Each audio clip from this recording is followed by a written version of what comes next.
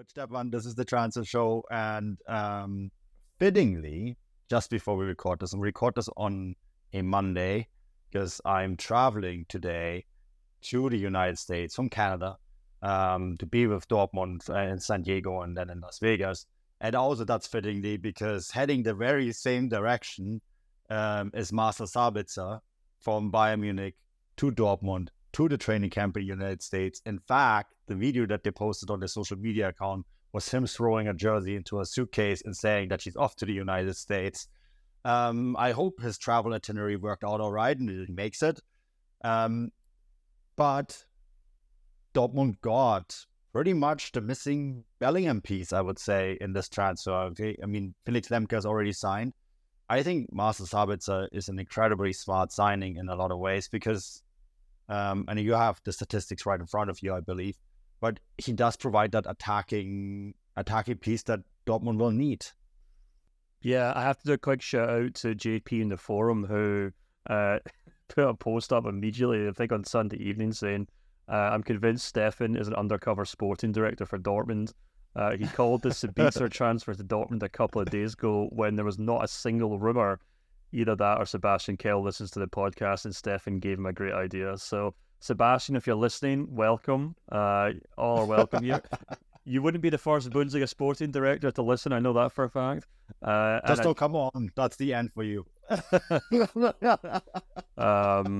Yeah, and it's not even the first time we've kind of just plucked a story out of thin air. Or not even a story, but like we've suggested a transfer only for it to happen.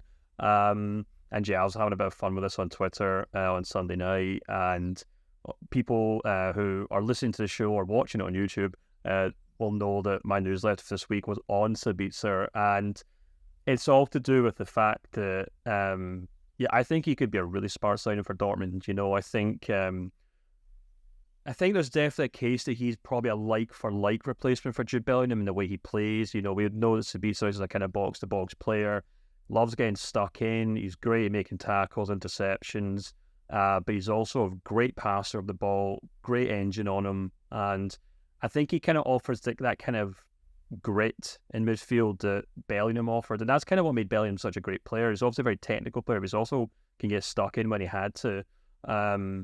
But my newsletter kind of narrowed in on a bit more on Sabitzer's playmaking side, and you know, it's a kind of aspect of his game that I think sometimes gets overlooked because, you know, if you were to Google or YouTube, you know, Marcel Sabitzer highlights, it's not really going to be a 10-minute video of him picking out long balls or passes. It might be, but for the most part, it's going to be him hitting shots from 40 yards out or whatever else, because that's kind of what he's famous for, or free kicks.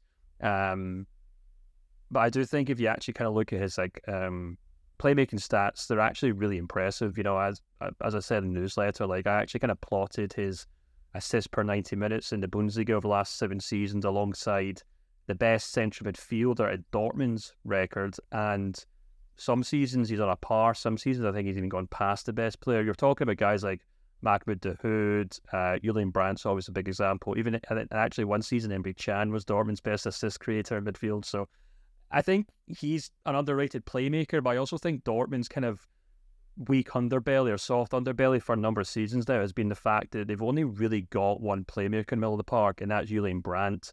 And when he wasn't playing, or if he's injured, or if he was off form last season, they really lacked that creativity in the middle of the park. So if, and I guess it is a big if, Sabitzer can kind of get into that kind of form that he showed at Leipzig, then, you know, for what, 20 million euros, I think it could be an absolute bargain. Yeah. No, I actually think this is a really good signing by Dortmund, and I think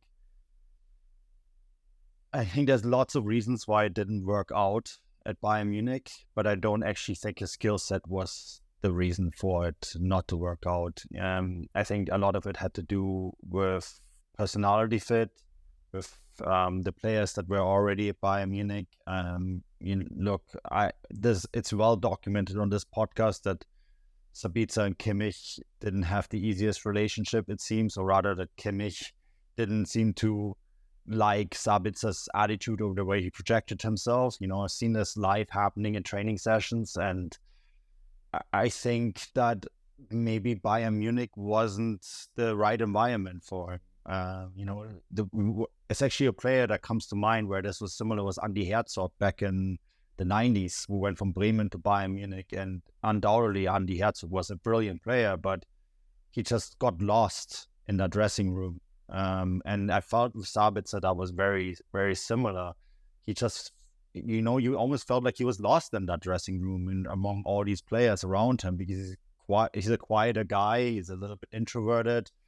And so I think it just was too much for him. And you kind of could see it the moment he was at Man United, Stefan, last year. You kind of felt like he was almost freed a little bit, because he is a little bit of a Christian Eriksen kind of type player, right? And he fulfilled that role so well there until he got hurt, obviously. But I don't think the reason Sabitzer didn't work out at Bayern had anything to do with skills. I think that when Bayern signed him, they signed one of the best central midfielders, attacking midfielders in the league, because he's probably has the best shot in the league. In terms of, getting the shot on goal and also being able to shoot from the distance. And, and that, I think that might be actually his one tool set where he might be actually be better than Bellingham. So if Dortmund provides him with an environment that he feels comfortable with, I think they can get out of him what Bayern always wanted to get out of him. Yeah, absolutely. I mean, it's actually a bit like the Sadio Mane situation, which I kind of did a thread on Twitter. I also stuck it in a note on Substack for subscribers as well, and I kind of went into the detail as to why he hasn't really worked out at Bayern and why it's not really his fault to a large extent. It's just he's a victim of circumstance. And I think the way I put it in the newsletter is that Sabitzer was kind of sacrificed on the altar of Joshua Kimmich and Leon Goretzka, in the sense that, like Ryan Gravenberg, like, maybe like Tolisso, maybe there are 2 or 3 central midfielders over the years, he wasn't Goretzka, he wasn't Kimmich. And the way that Bayern play these days is that there's no space for anyone else. I know the club are kind of wrestling with that kind of orthodoxy, whatever you want to call it, right now, because there's now a lot of question marks over Leon Goretzka. He's had to come out and say he's definitely not leaving because of the speculations got into so kind of fever pitch. But I think there's no doubt that maybe another place, another time, Sabitzer would have been a great Bayern Munich player, but he's obviously kind of been looking for a move. Man United as well, probably another club that have quite a lot of turnover in midfield as well this season. They've just signed Mason Mount. But Sabitzer came into that team where you had guys like Bruno Fernandes, Eriksen, Casemiro, a lot of players coming and going. So I think he's just looking for a club where he can get guaranteed game time. And actually, if you look at that Dortmund team, I think you can make a strong case he's near enough a starter almost immediately. I guess it depends what, how much faith Terzic has in Nemcha, or, if he's going to give Özcan another shot alongside Emre Can. But you would think that Sabitzer and Can would actually make a pretty decent duo from day one. And I think that's exactly what Dortmund fans are looking for. They want ready-made Bundesliga players that could help them make that final step. They don't, well, not to say that they don't want, I don't want to put words in their mouth. I'm sure they're quite happy when the club do find these 19-year-old wonder kids, but they also want a few grizzled, experienced players who can help them get stuck in and beat the likes of Leipzig and Bayern in the Bundesliga. So, yeah, I think it's a great deal for just about everyone involved. Yeah, I think so too. I think this is a master stroke by Dortmund. And I think too,